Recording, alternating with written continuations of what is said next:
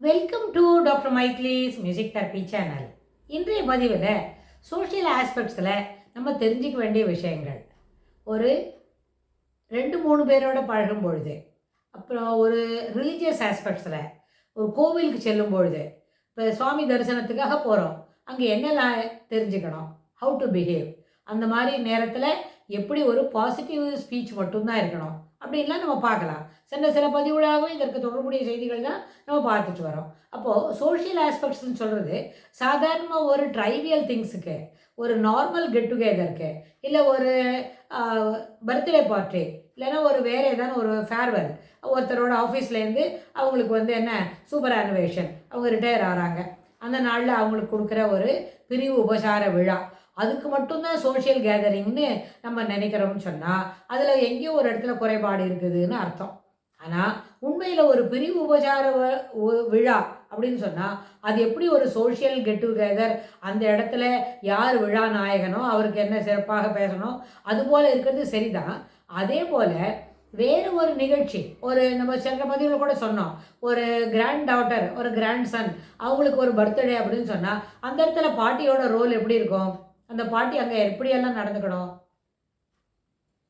அவங்களும் அன்றைக்கி தான் அந்த பர்த்டே அன்றைக்கி தான் போயிருப்பாங்களா இருக்கும், இருந்தால் கூட அவங்க தான் என்ன பண்ணணும், பாட்டி ஷுட் டேக் கேர், என்ன பண்ணணும், எல்லா இனிஷியேட்டிவும் அவங்க முன்னே நின்று நடத்தி அந்த விழாவை முடித்து கொடுக்கணும். அது எதுக்கு, என்ன காரணம், அவங்க தான் வீட்டுக்கு பெரியவங்களாக இருப்பாங்க இல்லையா. பாட்டி என்ன சொன்னாலே பெரியவங்களாக இருந்தால் தான் பாட்டி ஆக முடியும். ஒரு 3 வயசில் ஒருத்தர் பாட்டி ஆக முடியாது. சும்மா நம்ம சும்மா விளையாட்டுக்கு கூப்பிட்டுக்கலாம். Just like that we can call them as அக்கா, இங்கே வாங்க பாட்டி, இங்கே வாங்க அப்படி சொல்லலாம். ஆனால் உண்மையில் வயது நிரம்பினாதான், வயது மெச்சூரிட்டி ஆஃப் ஏஜ் அது வந்தால் தான் ஒரு எல்லாரையும் தனக்கு வேண்டப்பட்டவங்களாக நினைக்கக்கூடிய அந்த வயது வந்த பிறகு தான் அவங்க என்ன பண்ண முடியும், பாட்டின்ற அந்த ரோலுக்கு தகுதியானவங்களாக இருப்பாங்க. அதுபோல் நம்ம எந்த இடத்துக்கு போகிறோமோ அங்கே என்ன நடக்கப்படுகிறதோ இல்லை நடத்தி கொண்டு இருக்கிறார்களோ, அது எது நடந்தாலும் நடந்துக்கிட்டு இருந்தாலும் அந்த இடத்துல நம்மளோட ரோல் என்ன, ஹவு வி ஷுட் இன்ட்ராக்ட் அப்படின்றத நம்ம ஒருத்தரும் தெரிஞ்சுக்கணும். இது நம்மளுக்கே இயற்கையாக தெரியும் தான் அப்படின்னு நினைப்போம். ஆனால் சில நேரத்தில் அங்கே போய் என்ன பண்ணுவோம், சில நேரத்தில் தவறான செய்திகளை சொல்லிடுவோம், தவறான செய்திகளை பகிர்ந்துவிடுவோம், இல்லை சில நேரத்தில் தவறாகவும் நம்ம நடந்துக்கிறதுக்கும் வாய்ப்பு உண்டு.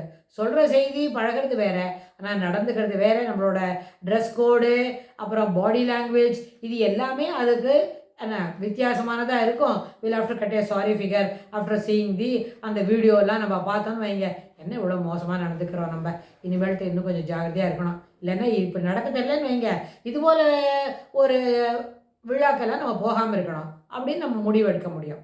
ஏன்னு சொன்னால் எந்த இடத்துல எப்படி இருக்கிறோமோ, அதாவது இந்த decorum of behaviour for a given instance இருக்கே, தட் மேக்ஸ் ஒரு ஹோல் வேர்ல்ட் ஆஃப் டிஃபரன்ஸ்.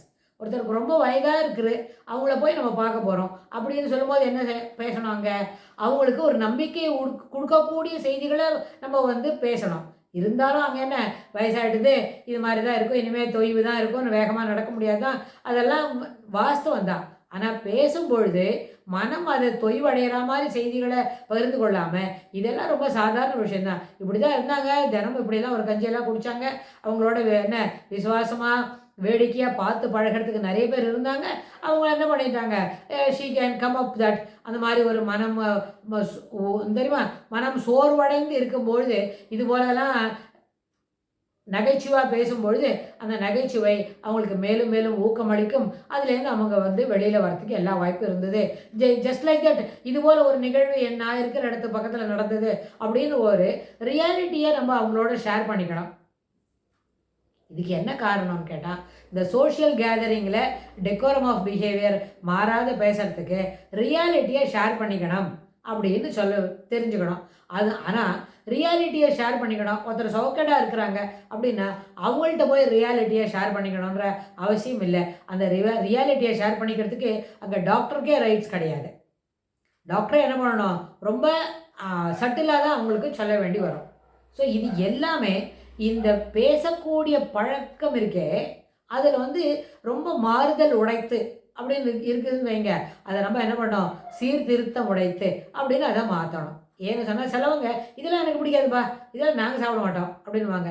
ஏன்னா அவங்க வீட்டில் எல்லா சாப்பாடுமே இதாக தான் இருக்கும். அந்த வீட்டுக்கு வந்துட்டு இதெல்லாம் நாங்கள் சாப்பிட மாட்டோம்னா where they will go for preparing a new one. Lit at the time of 11th ஹவரில் போய் லஞ்சுக்கு எல்லோரும் வந்துட்டோம்.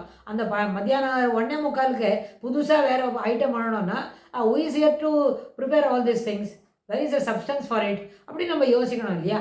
அந்த ஒரு நேரத்தில் அதை பற்றி நம்ம வெளியில் சொல்லாமையே நம்ம என்ன செய்யலாம், அந்த சாப்பாட்டை சாப்பிட்டுட்டு ஓரளவுக்கு நம்மளுக்கு என்ன இது வேண்டாம் இல்லை கொஞ்சமாக சர்வீஸ் துளியாக போட்டுக்கிட்டு நம்மளுக்கு தெரிஞ்சது மட்டும் பிடிச்சது மட்டும் ஏற்றுக்கொள்ளக்கூடியது மட்டும் அந்த உணவை நம்ம முடிச்சுட்டு நம்ம வேலையை பார்க்கலாம். நம்ம வீட்டுக்கு வந்து நம்மளுக்கு ஓணுன்ற மாதிரி செய்துக்கலாம். இது என்ன அந்த இன்னொரு விஷயம், ஒரு இடத்துக்கு போவாங்க, ஒருத்தர் காஃபியை குடிக்க மாட்டாங்களா இருக்கும். பட் அங்கே காஃபி தான் கிடைக்கும்னு சொன்னால் நீங்கள் என்ன பண்ணலாம், அன்றைக்கி ஒரு நாளைக்கு மட்டும் காஃபியை ஒரு டெய்லி 150 ml குடிப்போம்னு வைங்க. அன்றைக்கி என்ன பண்ணலாம், ஒரு 50 ml குடிச்சிட்டு வீக்கெண்ட் போகிறோமே எனக்கு ரொம்ப வேண்டாம் போல் இருக்குது, ஐம் ஆல்ரெடி ஃப்ரெஷ் ஒன்லி அப்படின்னு சொல்லி கொஞ்சமாக துளி அளவு காஃபி குடிச்சிட்டு வந்துடலாம். இல்லாது போய் எனக்கு இந்த க்ஷணம் டீ தான் வேணும் அப்படின்னு சொன்னால் அந்த ஒரு ஆஃபீஸில் அந்த ஒரு நேரத்தில் who will prepare T for someone else at least for 1 cup. ஒரு பெரிய டீ கஃபேவாக இருந்தால் நிறைய செய்வாங்க. ஒரு ஆஃபீஸில் வாங்கிட்டு வந்து கொடுக்குறாங்கன்னு சொன்னால் அதுபோல் சின்ன சின்ன பிஹேவியராக இருந்தாலும் அந்த சோஷியல் கேதரிங்கில் ஆப்ட் டு தட். இது நம்மளுக்கு நிறைய பேர்த்துக்கு தெரியும் தான், இருந்தாலும் அதை சில நேரத்தில் என்ன பண்ணுறோம், அதை நம்ம செயல்படுத்துறதே இல்லை. அது தெரியும்னு சொல்லிட்டு ஆமாம் கொடுக்கட்டுமே அப்படின்னு நினைப்பாங்க. அதே மாதிரி ட்ரெஸ் மெட்டீரியல்ஸ் பார்க்கும்போதும் நம்மக்கிட்ட புதுசாக போட்டுக்கிறதுக்கு ஒன்றுமே இல்லை, எதுவுமே எங்கிட்ட புதுசாகவே இல்லைன்னு.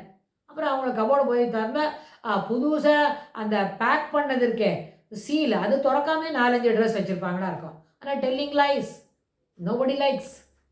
அது நம்ம அப்படிலாம் இருக்கிறவங்களுக்கு என்ன பேருன்னு சொல்லுவாங்கன்னா, ட்ரெஸ் வாங்கிறதுக்கு துணி மேலே ஒரு பைத்தியமாக இருப்பாங்க, துணி மேலே ஒரு மேனியா அப்படின்னு சொல்லுவாங்க. ஆனால் அவசரத்துக்கு மட்டும் அவசியத்துக்கு மட்டும் ட்ரெஸ் வாங்குறவங்களா இருந்தால் நிறைய பைசாவை நம்ம சேவ் பண்ண முடியும்.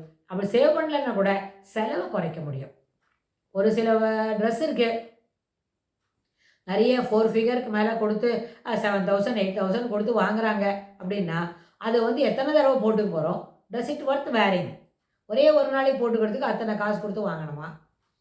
அப்படியெல்லாம் நம்ம யோசித்தோன்னு வைங்க, சில அனாவசியமான செலவுகளை நம்ம தவிர்க்க முடியும். அது என்ன செய்யும்னா, it helps you to save the money, முதல் விஷயம். இல்லாட்டி போனால் it helps you to reduce expenditure. The more you reduce expenditure like this, அதுவே என்ன பண்ணும், செலவை குறைச்சாலே சேமிப்பதற்கு வழிவகுக்கும்னு நம்ம புரிஞ்சிக்க முடியும். அதனால் ஸ்மால் பென்னி, ஒரு நாளும் துளியாக செலவழிக்கிறது, துளியாக சேவ் பண்ணுறது ரெண்டுமே நம்மளை சிறப்பான வழியில் இட்டு செல்லும். இதெல்லாம் என்ன, ஒரு சோஷியல் கேதரிங்கில் ஒரே ஒரு நாளைக்கு ஒரு வேலையை செய்ய போகிறோம்னு சொல்கிறதுனால அதுக்கு நம்ம வந்து என்ன செய்கிறோம், அதிக அளவில் செலவு செய்கிறோம். அந்த செலவு செய்யக்கூடிய expenditure it exceeds the limit அப்படின்னு சொன்னால், அதாவது அந்த ரேஷியோ பார்க்கணும். எத்தனை நாள் உபயோகப்படுத்த போகிறோம், எத்தனை நேரத்துக்கு அதை போட்டுக்கணும், what is that we'll have to spend for it, does it worth doing it அப்படின்னு யோசித்தா things will be more in the positive side towards the யார் செலவழிக்கிறாங்களோ அவங்களோட பேக்கெட்டுக்கு இது அனுகூலமாக அமையும். அது அவங்களுக்கு ரொம்ப திருப்தியாக இருக்கும். அதனால் எந்த நேரத்துலையும் ஒரு சமுதாய கண்ணோட்டத்தோடு பார்க்கணும்னு சொன்னால் அங்கே என்ன பண்ணோம், செலவை குறைக்கிறது, reducing the expenditure and utilising the maximum அப்படின்றது அந்த கருத்துக்கு நம்ம முக்கியத்துவம் கொடுக்க வேண்டி வரும்.